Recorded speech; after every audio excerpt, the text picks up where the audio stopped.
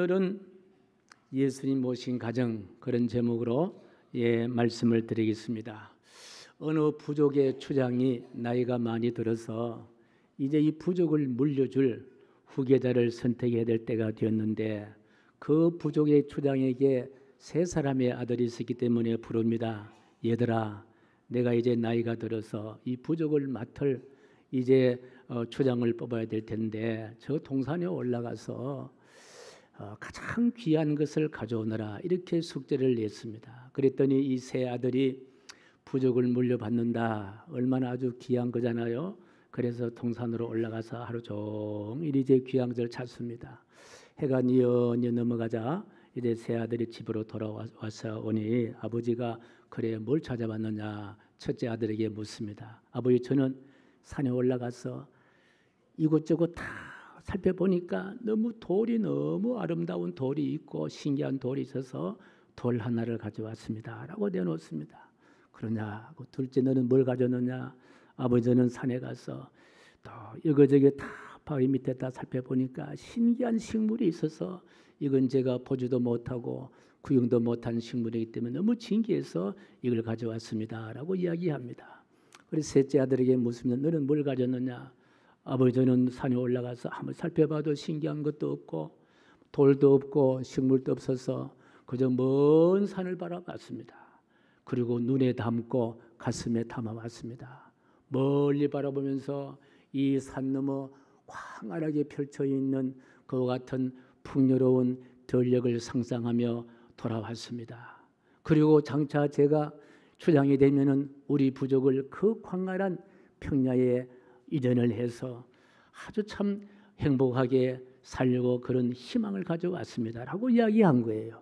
여기서 여러분이 만약에 추장이라면은 이 세 아들 가운데 어느 아들에게 그 부족을 물려주겠습니까? 어느 아들에게, 몇째 아들에게?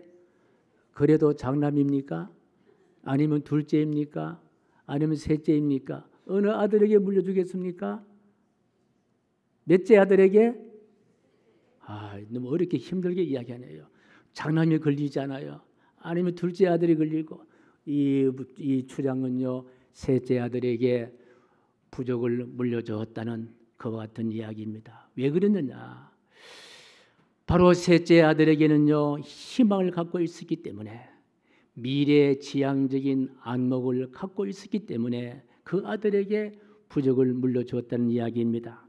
오늘 본문을 읽어보게 되면 바로 미래지향적인 안목과 참 어울리는 단어가 있는데요, 그 단어가 바로 1절에 위의 것을 찾아라, 2절에 위의 것을 생각하라 라는 위의 것이란 단어입니다. 하나님은 우리들에게 위의 것을 알려주시고 위의 것을 찾게 하시고 위의 것을 누리고 살게 하시길 원하시는 하나님이십니다. 저는 이번 올해 설날 온 가족들이 만났을 때에 위의 것을 발견하고 위의 것을 찾고 위의 것을 누릴 수 있는 복된 설 명절 모임 되시기를 주님의 이름으로 간절히 축복합니다. 저는 위의 것이란 의미를 다시 새기면서 한 세 가지를 함께 나눠 말씀드리겠는데요, 첫 번째로 위의 것 속에는요 하나님의 희망이 있습니다. 1절 말씀인데요, 같이 시작. 그러므로 너희가 그리스도와 함께 다시 살리심을 받았으면 위의 것을 찾아라. 거기는 그리스도께서 하나님 우편에 앉아 계시니라. 위의 것을 찾아라. 거기는 바로 그리스도께서 하나님 우편에 앉아 계시느니라. 여러분, 위의 것이란 말은요 쉽게 말하면 꼭대기를 말하는 거예요. 최정상을 의미하는 거예요. 성경에는 이 위의 것을 하나님의 보좌를 상징합니다. 예수님이 계신 곳을 상징합니다. 그리하여서 천국을 상징하고 있고 에덴 동산을 의미하고 있습니다.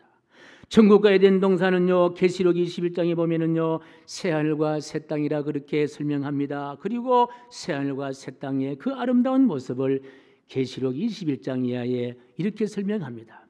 신랑을 위해 단장한 신부의 아름다운 모습 같다는 것이고, 하나님이 친히 우리와 함께 계시는 곳이요 모든 슬픔의 눈물과 모든 눈물을 모든 눈에서 씻어준다 이야기하고 있습니다. 다시 죽음이 없고 애통하는 것이나 곡하는 일도 없는 곳이 바로 위의 것, 새하늘과 새 땅 천국을 이야기합니다. 아픈 것이 다시 없다고 했습니다. 과거의 모든 것이 지나가고 새롭게 된 것이라고 이야기했습니다. 풍성한 생명의 샘물, 어떤 목마른 자도 다 목축일 수 있는 갈증을 해결할 수 있는 것이 바로 위의 것이라고 말씀하십니다. 이처럼 천국은 위의 것을 하나님은 우리에게 누리도록 허락하셨다는 의미입니다. 사도행전 7장에 보면은 복음을 전한 스데반이 돌에 맞아 순교를 당하는 비참함을 보게 됩니다. 그런데 스데반이 그렇게 돌에 맞아 죽을 지경이 되었지만은요, 얼굴이 일그러지지 아니하고, 거기 말씀 보면요, 스데반의 얼굴이요 누구의 얼굴 같았다? 천사의 얼굴 같았다고 이야기하고 있습니다. 도대체 왜 이럴 수 있을까? 스데반은요 위의 것을 바라볼 수 있었고 천국을 보았기 때문입니다. 미국의 역사에 큰 영향을 미친 사람 가운데 한 사람이 요나단 에드워즈라는 사람인데, 이분은 철학자고 신학자고 목회자고 세계를 감동시키는 유명한 부흥사입니다. 이분의 생애를 통해서 이분은요 항상 위의 것을 경험하고 위의 것을 찾고 위의 것을 바라보고 위의 것으로 산다고 그렇게 고백을 합니다. 그리고 이렇게 삶을 고백합니다. 위의 것을 찾고 위의 것을 가슴에 간직하 보니까 지금 나의 생애는 하나님의 영광스러운 은혜에 대한 달콤함이 있습니다. 하나님의 영광스러운 은혜에 대한 달콤함으로 살아간다는 거예요. 그 하나님의 영광스러운 은혜에 대한 달콤함, 어떻게 이렇게 아름다운 시적인 표현을 했을까 생각을 해봅니다마는 우리가 쉽게 표현으로만 경험할 수 없는 그와 같은 것이 바로 하나님의 영광스러운 은혜에 대한 달콤함이 있을 거예요. 그래서 이런 하나님의 영광스러운 은혜에 대한 달콤함으로 달을 보니까 달도 아름답고, 별을 보니까 별도 아름답고, 풀포기 나무 한 그루의 속에도 아름다움이 있다라는 거예요. 영광스러운 달콤함이 있다라는 거예요. 그래서 날마다 청한 목소리로 찬송을 하고 창조주 주님께 영광을 돌리는 삶을 살았습니다라는 고백입니다. 위의 것에는 인간의 한계를 뛰어넘는 영광스러운 은혜에 대한 달콤함이 있는 것이 바로 위의 것이라는 거예요. 풍성한 은혜의 보좌가 있고 찬란한 빛으로 어둠이 전혀 없는 것이고, 인간의 모든 괴로움은 끝나고 성도들의 아름다운 노래, 은혜로운 찬양 소리로 가득한 것이 바로 위의 것입니다. 우리 하나님은 오늘 여기 살고 있는 저와 여러분들에게 바로 그 위의 것을 누리게 하신다는 거예요. 영광스러운 은혜의 달콤함을 갖고 살기를 원하고 계신다는 거예요. 그런데 과연 우리의 삶이 정말 영광스러운 은혜에 대한 달콤함이 있는가 문제입니다. 여러분 어떠세요? 여러분의 삶에 하나님의 영광스러운 달콤함이 있습니까? 옆 사람에게 한번 물어보세요. 혹시 있는지. 대답을 별로 잘 아시는 보니까 없는 것 같아요. 그런데 왜 이렇게 하나님께서 주시는 이 위의 것에 대한 영광스럽고 달콤한 것이 없을까요? 그 대답이 다시 2절에 찾습니다. 2절 말씀 같이 읽습니다. 시작. 위의 것을 생각하고 땅의 것을 생각하지 말라. 바로 장애물과 방해되는 요소가 있는데 그 요소가 바로 뭐냐? 땅의 것이라는 거예요. 땅의 것을 생각하지 말라. 땅의 것 때문입니다. 우리 땅의 것, 이 땅은 우리가 살아가는데 굉장히 밀접한 것이 땅이잖아요. 오늘 또 오시면서 땅을 딛고 왔잖아요. 땅을 딛고 살지 않은 사람은 아무도 없을 거예요. 그런데 우리가 발디고 사는 땅은요, 성경에 보게 되면요, 하나님께서 창조하신 아름다운 땅이에요. 하나님이 창조하신 땅이라는 거예요. 그런데 이 땅이 바로 창세기 3장 18절의 말씀 보면요, 이런 땅으로 바뀝니다. 어떤 땅요? 시작. 땅이 내게 가시덤불과 엉겅퀴를 낼 것이라. 위에 그 에덴 동산은요, 가시덤불과 엉겅퀴가 없는 곳인데 그만 이 땅이 가시덤불과 엉겅퀴가 가득한 땅이 되었다는 거예요. 왜 이렇게 되었는가? 이미 우리는 알고 있습니다. 바로 하나님께서 맨 처음에 창조하신 아담과 하와가 하나님의 약속을 어기고 선악과를 따먹고 하나님을 떠났기 때문에 이 땅이 바로 가시덤불과 은근키가 있는 땅의 독성을 드러내는 땅이 되어버렸다는 거예요. 그래서 찬송가 585장에는 이런 가사가 있지 않습니까? 이 땅에 마귀 들끓어 우리를 삼키려 하라. 하나님이 창조하신 땅이 마귀가 들끓어서 사람들을 삼키게 하는 땅의 독성을 갖고 있는 땅으로 바꿔졌다는 거예요. 가시덤불과 은근키를 만들어내는 땅이 되고 말았다는 이야기입니다. 영국의 문학 작가인 오스카 와일드, 유명한 작가이신데 이분의 작품 가운데 지옥의 단편이란 그와 같은 작품이 있습니다. 이 지옥의 단편 속에는요, 가시와 은근키로 가득 찬 마귀들이 들끓는 땅을 표현했는데 어떻게 표현했느냐? 우리 예수님께서 하루는 예루살렘 거리를 거닐다가 술에 취해서 비틀거리면서 난동을 부리는 청년을 만났는데 예수님 묻습니다. 이 청년 왜 그렇게 맨날 허구한 날 술만 먹고 비틀거리면서 사람 구실하지 못하고 사는가? 라고 물었더니요, 이 청년이 비웃으면서 이렇게 대답합니다. 여보시오, 내가 전에는 이 다리를 못 쓰는 불구자였지 않습니까? 그런데 예수님 당신이 내 다리를 고쳐주었지요. 그런 내가 이 땅에서 마음껏 내 마음대로 살다 보니 이렇게 산다고 이렇게 이야기했다는 거예요. 내 마음껏 살아보고 싶어서 술에 취해서 비틀거리면서 사람 구실하지 못하고 살아간다는 이야기입니다.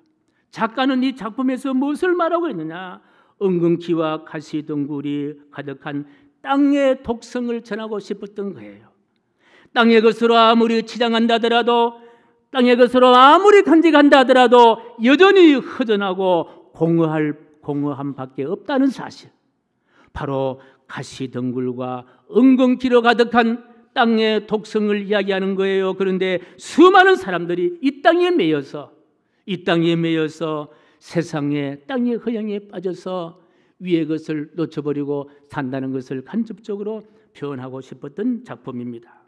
오늘 본문에 골로새 교회가 땅의 것 때문에 위의 것을 하늘의 영광을, 하늘의 행복을 잊어버리고 산 교회였습니다. 골로새 교회 영적 지도자인 바울은요, 하늘 복음을 전한다고 해서 붙잡아서 옥에 가둡니다.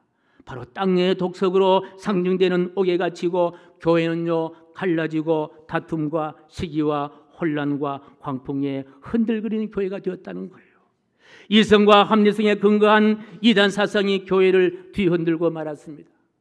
이렇게 마귀가 들끓는 땅이 되었기에 사람들에게는 온통 뭐냐? 걱정과 근심과 한숨과 분냄으로 가득 찰 수밖에 없었다는 거예요. 그래서 한시도 마음 놓고 편안하게 다리 쭉 뻗고 살 수 없는 그와 같은 땅이 되었다는 거예요. 이뿐 아니라 양심과 인격이 엉망으로 뭉개지고 뒤틀려지고 그리하여 혼돈 속에, 낙심 속에 그렇게 비틀거리는 땅이 되었고 비틀거리는 삶을 살 수밖에 없다는 거예요. 자, 그렇다면 걱정과 근심의 독성을 품고 있는 이 땅을 극복하고 위에 그 천국 새하늘과 새 땅 하나님의 희망으로 회복하는 길이 없을까? 두 번째 질문입니다. 그 대답이 바로 3절인데요. 희망이 남아있다는 거예요. 3절 같이 읽습니다. 시작. 이는 너희가 죽었고 너희 생명이 그리스도와 함께 하나님 안에 감추어졌습니다. 저는 이 말씀을 읽으면서 희망을 봅니다. 하나님 다시 회복시키는 하나님의 은혜를 경험합니다. 다시 말하면요, 예수님이 우리의 허물과 땅의 은근키와 가시로 인하여 망가진 우리를 대신해서 십자가를 지셨다는 거예요. 죽으셨다는 거예요. 예수님이 죽으실 때에 땅에 속한 우리의 옛자가, 우리의 겉모습, 우리의 죄성도 다 안고 십자가에 달려 죽으셨다는 거예요. 그런데요, 예수님의 죽음으로 끝났다면은 제가 희망이라고 이야기할 수 없습니다. 그런데요, 죽으신 지 3일 만에 예수님이 어떻게 됐습니까? 다시 살아나셨다는 거예요. 이것이 하나님의 위대한 일입니다. 이것이 바로 희망이라는 거예요. 3일 만에 다시 사신 예수 그리스도의 생명과 부활의 생명을 다시 회복하는데, 그런데 문제는 우리들도 예수 그리스도를 믿는 저와 여러분들도 예수의 생명으로 다시 몸이 부활됨을 우리가 믿습니다. 할렐루야. 그리고 3절 하반절에 중요한 말씀을 하시는데요, 3절 하반절에 같이 시작. 너희 생명이 그리스도와 함께 하나님 안에 감춰져 있습니다. 너희 생명이 가시덩굴과 엉겅퀴로 망가진 생명이 아니라 예수님의 생명이, 회복된 생명이, 은혜의 생명이, 평화의 생명이, 행복의 생명이 바로 예수 그리스도와 함께 하나님 안에 어떻게 되어 있다? 감춰져 있다라는 거예요. 감춰져 있다라는 거예요. 이 감춰져 있다라는 말은요, 케크르 프타이라는 단어인데 굉장히 중요한 단어인데요, 현재 완료형입니다. 다시 말씀드리면요, 숨겨짐으로 보호되어 있다는 상태라는 거예요. 다시 말하면요, 여러분의 가슴 속에, 여러분의 마음 속에 그리스도의 생명이 우리 마음에 숨겨져 보호되어 있다는 거예요. 다시 말씀드리면요, 언제인가 숨겨져 있는 예수 그리스도의 생명이 언젠가는요 발화된다는 거예요. 삭이 난다는 거예요. 잎이 핀다는 거예요. 꽃이 핀다는 거예요. 열매를 맺을 날이 반드시 온다는 거예요. 그러니 우리는요 희망을 품지 않을 수가 없다는 거예요. 오늘 여기에 나오신 여러분 한 분 한 분 속에 가시와 엉겅퀴로 뒤엉킨 그와 같은 죽음으로 끝나는 생명이 아니라 영원히 사는 하나님의 생명, 예수님의 생명, 부활의 생명이 여러분의 가슴 속에, 마음 속에, 우리 하나님 안에 감춰져 있다는 거예요. 이걸 우리가 꼭 발견해야 될 줄로 믿으시면 아멘. 여러분 마음에 이 하나님의 생명이 있다는 거예요. 예수님의 생명이 있다는 거예요. 별로 안 기쁩니까? 별로 즐겁지 않습니까? 아니, 여러분 마음 속에 끝나는 생명이 아니라, 뒤엉키는 생명이 아니라, 갈등과 혼란의 생명이 아니라 다시 살아나는 부활의 생명, 예수님의 생명이 감춰져 있다는 거예요. 숨겨져 있다는 거예요. 어떤 분의 이야기입니다마는 남편은 실직이 되었고 자녀들은 학교에서 퇴학 상태고 자녀들은 이곳저곳으로 돌아다니며 불량한 소년이 되고, 이와 같은 모습의 어머니는 너무 힘들어서 고통스러워서 어느 날, 그래 이제 끝내자, 뭐 이래 살아봐야 뭘 하겠느냐, 남편도 어려움 가운데 있고 애들 다 이래 망가진 상태인데 무슨 희망을 가지고 살 수 있느냐, 동반 자살하자, 이런 마음을 가지고 아이들이 자는 틈에 자는 방에다가 가스 밸브를 열었다는 거예요. 무슨 밸브를요? 가스 밸브를. 여러분, 우리가 살아가면서 이렇게 해보고 싶은 그런 충동이 있어요, 없어요? 다 한두 번은 다 아마 있을 겁니다. 이제 가스 밸브를 열어놓았으니까 가스가 방 안에 가득 차기 시작합니다. 그런데 조금 후에 집안이 가스로 가득 차고 정신이 희미해지기 시작할 때요, 바로 그 순간에 옆집에서 열린 문틈으로 찬송이 들리는 거예요. 어떤 찬송이냐? 바로 이 찬송입니다. 내 모든 시험 무거운 짐을 주 예수 앞에 아뢰이면 근심에 쌓인 날 돌아보사 내 근심 모두 맡으시네. 마음의 시험 무서운 죄를 주 예수 앞에 아뢰이면 예수는 나의 능력이 되사 세상을 이길 힘 주시네. 무거운 짐을 나 홀로 지고 견디다 못해 쓰러질 때 불쌍히 여겨 구원해 주리 은혜의 주님 오직 예수. 후렴 같이 불러보겠습니다. 무거운 짐을 나 홀로 지고 견디다 못해 쓰러질 때 불쌍히 여겨 구원해 주리 은혜의 주님 오직 예수. 그런데요, 이 찬송을 듣는 순간에 갑자기 그의 마음이 확 달라지기 시작했다는 거예요. 하나님 앞에 무릎을 꿇고 통에 잡아가면서 자신의 모든 무거운 짐을 몽땅 하나님 앞에 맡기고 살리라, 그런 결단을 하게 됐답니다. 일어나서 창문을 열고 혼탁한 공기를 몰아냈습니다. 그리고 며칠 후에 그녀는요, 자녀들과 함께 시골로 내려가서 정말 아름다운 하늘의 영광의 아름다움을 경험할 수 있는 삶을 살았는데, 대자연 속에서 하나님의 축복 가운데서 다시 일어나는 삶을 살게 되었는데, 이 귀한 내용이 데일리 카네기라는 사람이 쓴 작품 가운데 근심이여 안녕, 이 작품의 주인공 메니큐스 만의 부인의 실제적인 이야기였습니다. 이 만의 부인 속에 무엇이 있었습니까? 하나님의 감춰진 생명이 그 속에 있었다는 거예요. 이 이야기는 무슨 교훈을 줍니까? 예수님 안에서는 어떤 인생도 끝장이 나는 인생이 아니고, 어떤 인생도 절망이나 실패할 수 있는 인생이 아니라는 거예요.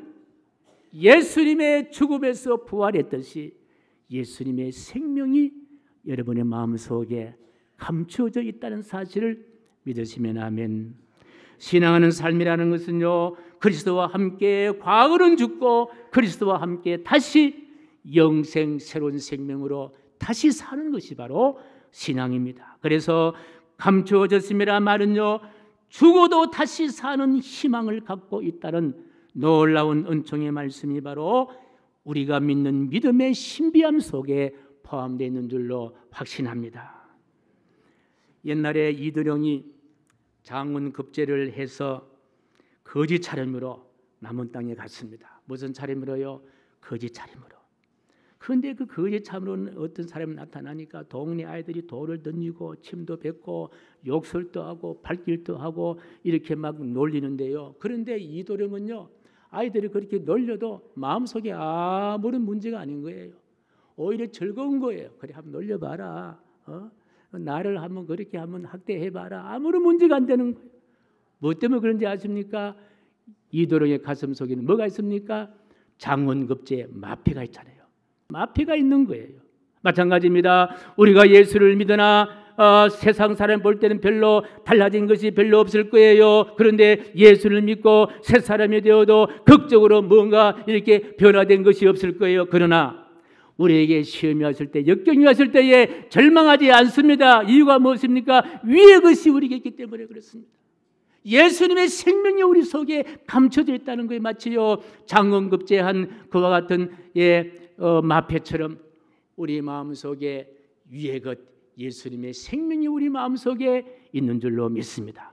우리는 지금 이 세상에 살고 있지만요, 하늘에 앉아서 세상을 살아가는 사람들이기 때문인지 믿습니다. 하늘보다 영광스러운 은혜에 대한 달콤함이 바로 오늘 본문 4절에서 이렇게 마무리되고 있는데, 4절 말씀 같이 읽습니다. 시작.